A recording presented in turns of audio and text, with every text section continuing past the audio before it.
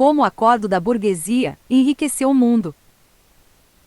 O livro Leave Me Alone and I'll Make You Rich, How the Bourgeoisie Enriched the World. Deixe-me em paz e eu enriquecerei você. Como o acordo da burguesia tornou o mundo mais rico, escrito por Deirdre N. McCloskey e Art Carden, é um notável esforço para explicar aquele que é um dos mais impressionantes e misteriosos fatos da história do mundo. Até o ano 1800, praticamente todos os indivíduos viviam na mais abjeta pobreza. E então, como que por milagre, a partir do ano 1800, começou a haver um rápido e intenso aumento no padrão de vida médio ao redor do mundo. Este famoso gráfico em forma de bastão de hóquei, do projeto Our World in Data, sobre a prosperidade humana, mostra esse fenômeno por meio da evolução do PIB real per capita para vários países e para o mundo, desde o ano 1000. Gráfico 1. Evolução do PIB real per capita para vários países e para o mundo, desde o ano 1000. Até então, nunca havia sido apresentada uma teoria definitiva sobre este fenômeno. Os autores rotulam esta súbita reviravolta de o grande enriquecimento. O enriquecimento foi realmente muito grande, 3.000% por pessoa. Os autores apresentam uma tese original. Segundo eles, foi a liberdade humana, e não a coerção, ou os investimentos ou mesmo a própria ciência, o que possibilitou o grande enriquecimento, de 1800 até hoje. O livro é um condensado, feito por Carden, de 3 amplos volumes escritos por McCloskey. Veja o primeiro, o segundo e o terceiro volumes. McCloskey é uma das principais historiadoras econômicas do mundo, especialmente conhecida por sua notável obra sobre a economia britânica do século XIX. O melhor do livro está nas refutações a várias teorias já apresentadas para este grande enriquecimento. De acordo com o marxismo, o capitalismo surgiu e se expandiu por meio do esbulho e da escravidão. McCloskey e Carden rebatem com esta devastadora objeção. A exploração imperialista foi a ação menos original que os europeus fizeram após 1492. Escravidão e impérios já eram coisas corriqueiras e comuns à época, no entanto, nunca haviam produzido nenhum grande enriquecimento. O comércio de escravos ao longo da costa leste da África, que enviava escravos negros para os mercados do Cairo e de Constantinopla, Istambul, era tão amplo quanto o da costa oeste. E ainda assim, o comércio oriental não tornou o Egito ou os impérios otomano e bizantino ricos. Não houve nada nem sequer minimamente comparável ao que ocorreu com o grande enriquecimento. P. 85. Os autores reiteram este ponto vital em outra passagem essencial.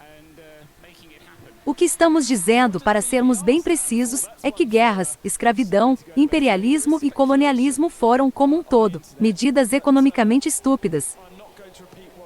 Suponha que matar pessoas, confiscar suas propriedades e estabelecer impérios sejam medidas capazes de criar uma acumulação de capital original, a qual irá gerar o modo capitalista de produção e, consequentemente, criar um grande enriquecimento. Se fosse assim, tudo já teria acontecido há muito tempo, e não ocorreria apenas no noroeste da Europa. Imperialismo não é, e nem nunca foi uma ideia nova. pp. 118, 19. Se o imperialismo não criou o capitalismo, tampouco ele o sustentou. O economista Lance Davis e o historiador Robert Tembacha já demonstraram há muito tempo, e de maneira decisiva, que mesmo o tão alardeado Império Britânico representou um fardo sobre a renda britânica. Benjamin Disraeli, antes de sua conversão ao imperialismo em 1872, havia reclamado, em 1852, que essas colônias miseráveis e desgraçadas são uma pedra em volta de nosso pescoço. Ele estava certo em 1852 e errado em 1872. P. 85. O que então criou o grande enriquecimento? McCloskey e Carden afirmam que foi o surgimento de novas ideias. Estamos argumentando que os britânicos enriqueceram e em seguida os ocidentais, e então boa parte do resto do mundo, e todos os humanos nas gerações seguintes, por causa de uma mudança na ética, na retórica e na ideologia. Lucros rotineiros ou contínuo esbulho de terceiros não podem tornar todo o mundo mais rico. Tem de haver algo diferente. No caso, o surgimento de uma nova ideia que eleve a recompensa de todos. E tem de haver milhares de novas ideias. Estamos afirmando que a fonte desta revolução foi a então inédita permissão para se ter uma chance, a qual foi inspirado naquela até então espantosa novidade ética, retórica e ideológica, o liberalismo. Dê às pessoas comuns o direito à vida, à liberdade e à busca pela felicidade, contra a antiga e vigente tirania, e elas começarão a pensar em todos os tipos de novas ideias. Neste novo liberalismo, as pessoas começaram a conversar entre si de maneira distinta. Igualdade de iniciativa, de permissão e de direitos legais passou a ser a nova teoria, em oposição à hierarquia que vigorou em todos os períodos anteriores. pp. 86-87. Em termos simplificados, os autores argumentam que houve uma mudança radical na mentalidade das pessoas. Houve uma mudança na atitude das pessoas em relação ao empreendedorismo, ao sucesso empresarial e à riqueza em geral. O acordo da burguesia. Em termos sucintos, eis o cerne da teoria do livro. Antes desta mudança no modo de pensar, havia a honra em apenas duas opções: ser soldado ou ser sacerdote. A honra estava apenas em estar ou no castelo ou na igreja. As pessoas que meramente compravam e revendiam coisas para sobreviver, ou mesmo as que inovavam, eram desprezadas e escarnecidas como trapaceiras pecaminosas. E então algo mudou. Primeiro na Holanda, quando a população se revoltou contra o controle espanhol do país. Depois na Inglaterra, com sua revolução, a qual é considerada a primeira revolução burguesa da história. As revoluções e reformas da Europa, de 1517 a 1789, deram voz a pessoas comuns fora das hierarquias de bispos e aristocratas. As pessoas passaram a admirar empreendedores. A classe média, a burguesia, passou a ser vista como boa e ganhou a autorização para enriquecer. De certa forma, as pessoas assinaram o acordo da burguesia, o qual se tornou uma característica dos lugares que hoje são ricos, como a Inglaterra, a Suécia ou Hong Kong. Deixe-me inovar e ganhar dinheiro no curto prazo como resultado dessa inovação. E então, eu o tornarei rico no longo prazo. E foi isso que aconteceu. Começou no século XVIII com o para-raios de Franklin e a máquina a vapor de James Watt. Isso foi expandido, nos anos 1820, século XIX, para uma nova invenção, as ferrovias com locomotivas a vapor. E então vieram as estradas macadamizadas criadas pelo engenheiro escocês John Loudon M.C. Adam. Depois surgiram as ceifadeiras, criadas por Cyrus M.C. Cormick, e as siderúrgicas criadas por Andrew Carnegie. Tudo se intensificaria ainda mais no restante do século XIX e aceleraria fortemente no início do século XX. Consequentemente, o Ocidente, que durante séculos havia ficado atrás da China e da civilização islâmica, se tornou incrivelmente inovador. As pessoas simplesmente passaram a ver com bons olhos a economia de mercado e a destruição criativa gerada por suas lucrativas e rápidas inovações. Deu-se dignidade e liberdade à classe média pela primeira vez na história da humanidade, e esse foi o resultado: o motor a vapor, o tir-teixo automático, a linha de montagem, a orquestra sinfônica, a ferrovia, a empresa, o abolicionismo, a imprensa a vapor, o papel barato, a alfabetização universal, o aço barato, a placa de vidro barata, a universidade moderna, o jornal moderno, a água limpa, o concreto armado, os direitos das mulheres, a luz elétrica, o elevador, o automóvel, o petróleo, as férias, o plástico, 500 mil de novos livros em inglês por ano, o milho híbrido, a penicilina, o avião, o ar urbano limpo, direitos civis, o transplante cardíaco e o computador. O resultado foi que, pela primeira vez na história, as pessoas comuns, especialmente os mais pobres, tiveram sua vida melhorada. Nada disso pode ser explicado pela exploração de escravos ou de trabalhadores. Tampouco pelo imperialismo. Os números são grandes demais para ser explicados por um roubo de soma zero. Também não foram, argumentam os autores, os investimentos ou mesmo as instituições já existentes. Os autores reconhecem que é necessário ter capital e instituições para implantar e incorporar as ideias. Mas capital e instituições são causas intermediárias e dependentes, e não a raiz. Ideias sobre a dignidade humana e a liberdade foram as grandes responsáveis. O mundo moderno surgiu quando se começou a tratar as pessoas com mais respeito, concedendo a elas mais liberdade. O que causou o grande enriquecimento, portanto, foi uma mera mudança de mentalidade, uma mera mudança de atitude. Em uma palavra, foi o liberalismo. Dê às massas de pessoas comuns igualdade perante a lei e igualdade de dignidade social, e então deixe-as em paz. Faça isso e elas se tornam extraordinariamente criativas e energéticas. A ideia liberal, segundo os autores, foi gerada por uma feliz coincidência de acontecimentos no noroeste europeu de 1517 a 1789, a Reforma, a Revolta Holandesa, as revoluções na Inglaterra e na França, e a proliferação da leitura. Estes acontecimentos conjuntamente libertaram as pessoas comuns, dentre elas a burguesia e sua livre iniciativa. Em termos sucintos, segundo os autores, o acordo da burguesia é este: primeiramente, deixe-me tentar este ou aquele aprimoramento. Ficarei com os lucros. Em um segundo ato, no entanto, estes lucros servirão de chamariz para aqueles importunos concorrentes, os quais irão também entrar no mercado, aumentar a oferta de bens e serviços, pegar parte da minha clientela e, consequentemente, erodir esses meus lucros.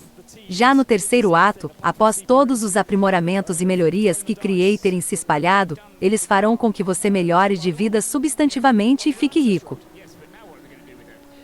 Possíveis objeções. Há muita coisa condensada em tudo isso, mas a teoria de McCloskey parece ainda aberta a objeções, ou, no mínimo, a qualificações.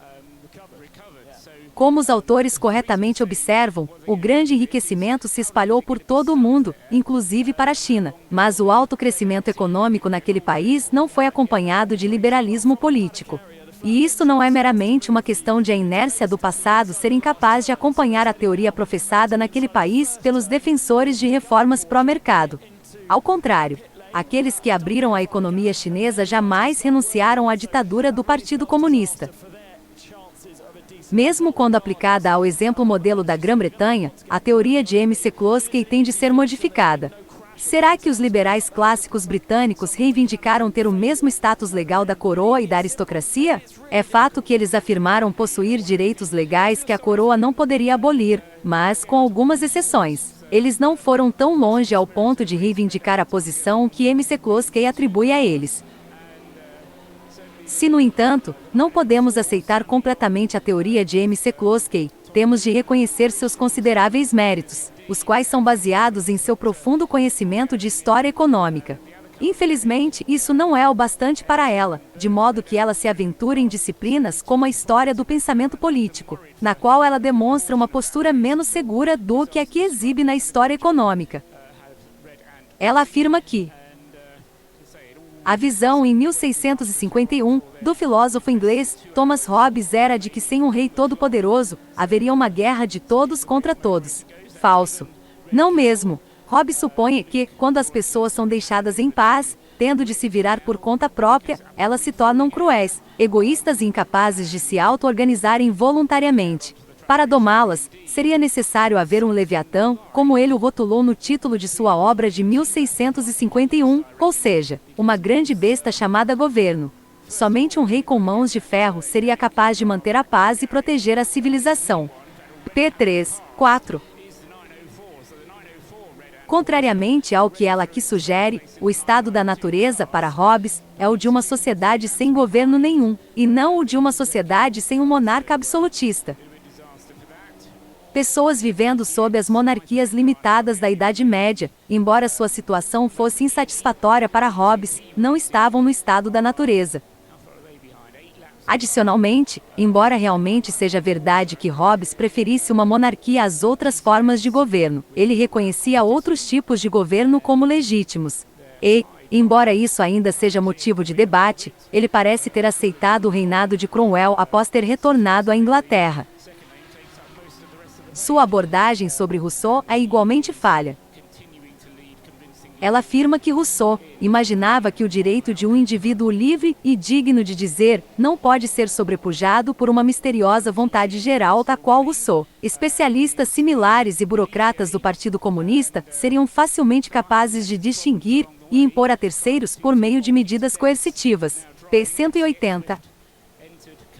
Embora McCloskey esteja correta em afirmar que Rousseau se opunha aos direitos individuais nos moldes defendidos pelos liberais clássicos, ela gravemente deturpou a vontade geral, a qual é estabelecida pelo voto popular sob determinadas condições, e não imposta por especialistas.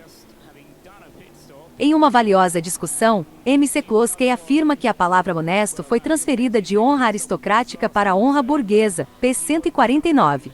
Em seu sentido aristocrático, honesto tinha o intuito de significar uma pessoa digna e apta para estar no topo, e a honestidade era uma questão de posição social.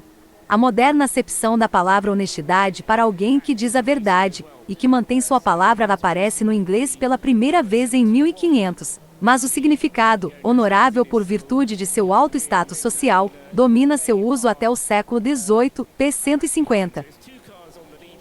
Este, repetindo, é um ponto válido, mas se a intenção era sugerir, como parece ser o caso, que os aristocratas de antes da era burguesa teriam se sentido livres para mentir em suas negociações diárias, já que fazê-lo não macularia sua honra, tal afirmação é extremamente dúbia. Os ensinamentos da Igreja, explicados por Santo Agostinho e Santo Tomás de Aquino, eram o de que mentir era absolutamente proibido. Para concluir, em Leave Me Alone and I'll Make You Rich, McCloskey e Carden nos ajudam a entender o grande enriquecimento, um fato central na história do mundo. Eles corretamente enfatizam a importância que as ideias sobre liberdade e livre mercado tiveram em permitir e estimular esse desenvolvimento.